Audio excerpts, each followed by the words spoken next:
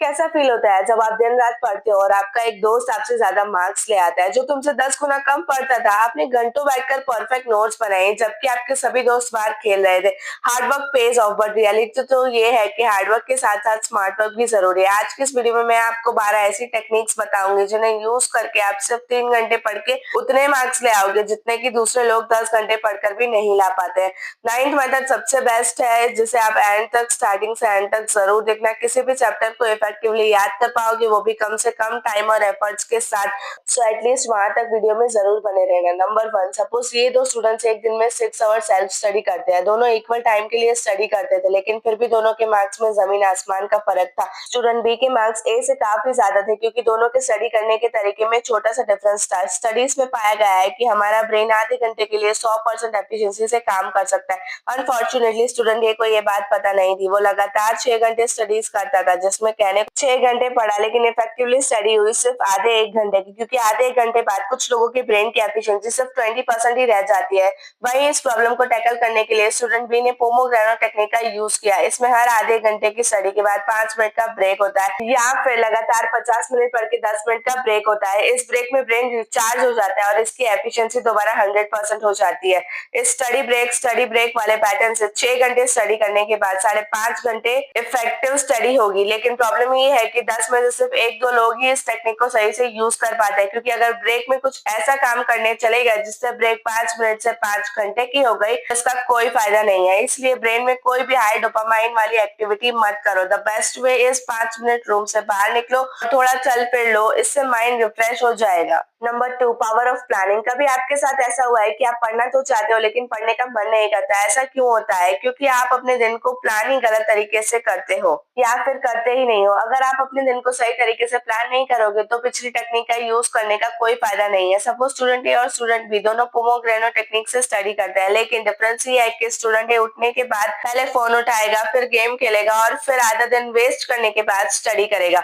और वही स्टूडेंट भी पहले स्टडी करेगा और उसके बाद टास्क कंप्लीट करेगा, और टास्क कंप्लीट होने पर एज अ रिवॉर्ड फोन उठाएगा। गैस किसके मार्क्स ज्यादा आएंगे? ऑब्वियसली स्टूडेंट बी के। स्टूडेंट ए ने अपने ब्रेन को डोपामाइन से पहले ही फिल कर दिया, उसके बाद ना तो उसका पढ़ने का मन करा ना तो पढ़ाई पर फोकस कर पाया। Number 3, role of environment. Author James Clear अपनी बुक ऑटोमिक हैबिट्स में लिखते हैं कि environment is the important place जो आपकी हैबिट्स को इन्फ्लुएंस करता है।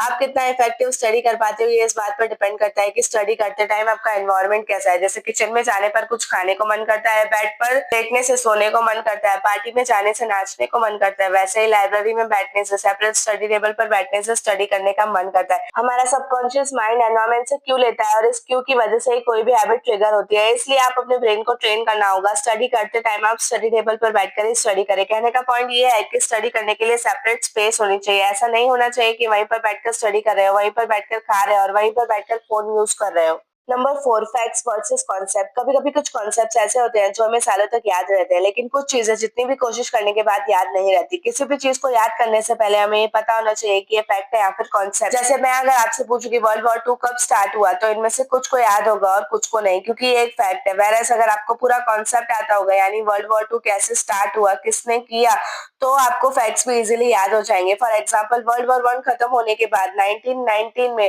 Treaty of Versailles was sign between Germany and allied powers. इस ट्रीटी ने जर्मनी को इतना पनिश किया कि उनका इकोनॉमिक कोलैप्स हो गया और एक्सट्रीमिस्ट सोच वाले अडॉल्फ हिटलर ने देश को संभालने का जुस्मा लिया। हिटलर ने वो तरीका अपनाया जो किसी ने सोचा भी नहीं था। उसने पोलैंड पर अटैक कर दिया। बस यही वर्ल्ड वॉर 2 का स्टार्टिंग पॉइंट बना। 1939 में वर्ल्ड वॉर 2 स्टार्ट हुआ जो कि 1945 तक चला। और अब अगर आप कॉन्सेप्ट समझ में आ गया है तो कैसे स्टार्ट हुआ 1939 का ईयर आपको हमेशा याद रहेगा। फैक्ट्स बिल्कुल यूजलेस है अगर आपको कॉन्सेप्ट्स नहीं पता है। फैक्ट्स मीनिंगफुल तभी होंगे जब इससे रिलेटेड कॉन्सेप्ट्स आपको पता होंगे।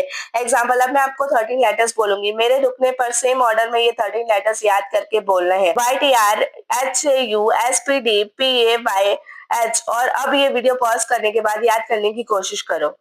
क्या हुआ, नहीं याद हुए? कोई बात नहीं, अब मैं दोबारा 13 लेटर्स बोलूँगी, गारंटी है वो आपको ज़रूर याद हो जाएँगे, तो ध्यान से सुनना। HAPPY,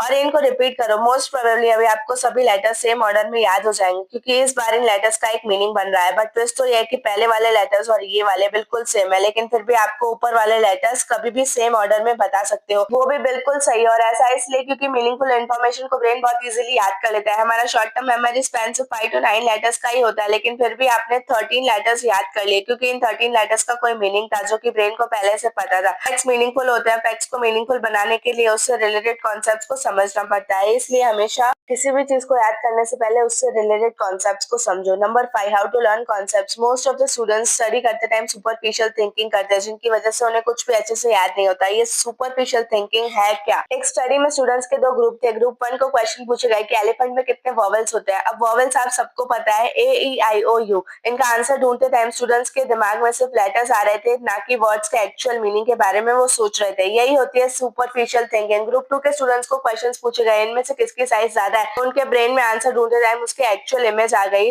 और उनका एक्चुअल मीनिंग पता चला। थोड़े समय बाद जब उन्होंने वो सारे वर्ड्स बताने को कहा, तो ग्रुप 1 को 5 वर्ड्स और ग्रुप 2 को 10 वर्ड्स याद थे, यानी डबल। जब आप स्टडी करते टाइम डेफिनेशंस रीड करते हो पर एक्चुअल कॉन्सेप्ट को समझने की कोशिश नहीं करते हो, तो आप सुपरफिशियल थिंकिंग कर रहे होते हो। इस तरीके से कभी भी पढ़ना नहीं चाहिए। Number 6, fake memory. किसी भी इंफॉर्मेशन को याद करने के लिए रिकलेक्शन इंपॉर्टेंट है, रिकॉग्नाइजेशन नहीं। उससे हमें लगता है कि हमें चीजें याद है, लेकिन एक्चुअल में ऐसा होता नहीं है। जब भी आप किसी चैप्टर को पढ़ रहे होते हो, लेक्चर देख रहे होते हो या बुक रीड कर रहे होते हो, आप इन्फॉर्मेशन को सिर्फ रिकॉग्नाइज करते हो।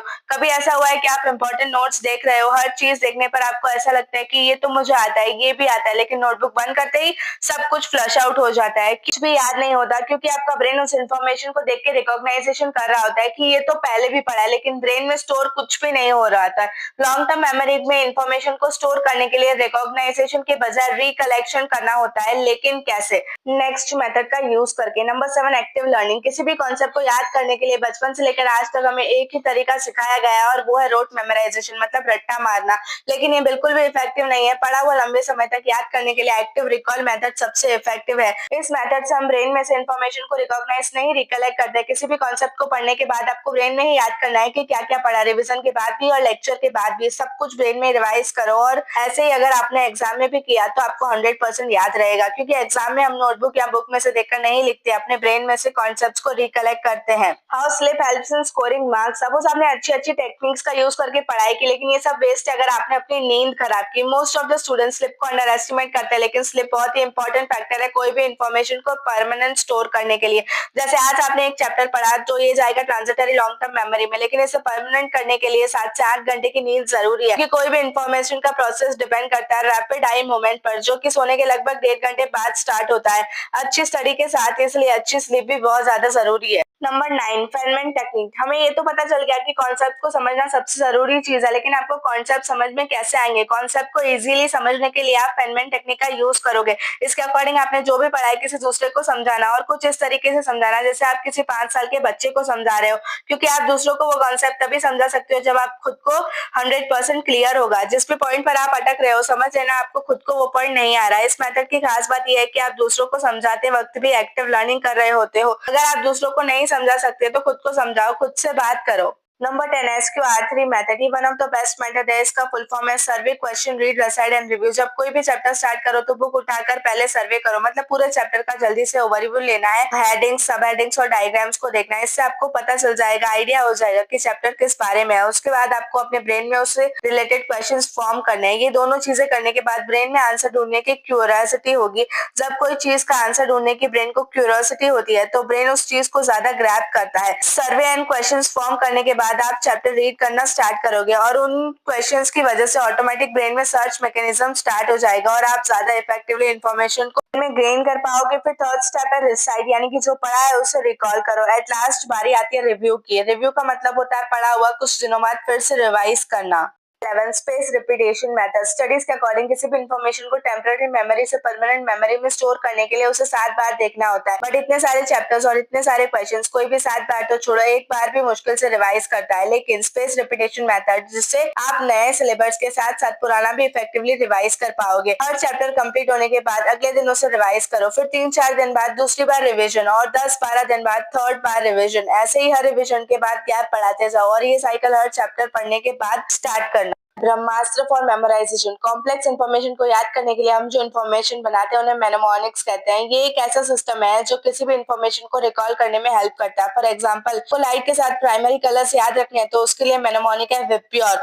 एक और एग्जांपल की बात करें तो बताओ, हार्ट की लेफ्ट एट्रियम और राइट एट्रियम से कौन से एट्रियम में ऑक्सीनेटेड ब्लड होता है, कौन से में डीऑक्सीनेटेड ब्लड होता है। इसका सही आंसर है लेफ्ट एट्रियम में ऑक्सीनेटेड और राइट एट्रियम में डीऑक्सीनेटेड। बट ऐसे कंफ्यूज हो जाओगे तो इसे कैसे याद करेंगे? रेडियो से। आर मीन्स राइट एट्रियम और डीईओ मीन्स डीऑक्सीनेटेड। अब इसे आप कभी नहीं भूलोगे। आई होप आप इन टेक्निक्स को यूज करोगे और कुछ दिनों बाद रिजल्ट्स देखेंगे। आप अपना ओपिनियन शेयर करके जरूर बताना कि आपको कौन सी टेक्निक सबसे ज्यादा अच्छी लगी। आप इस वीडियो में क्या सीखे हैं उसे शॉर्ट में कमेंट करके जरूर बताना।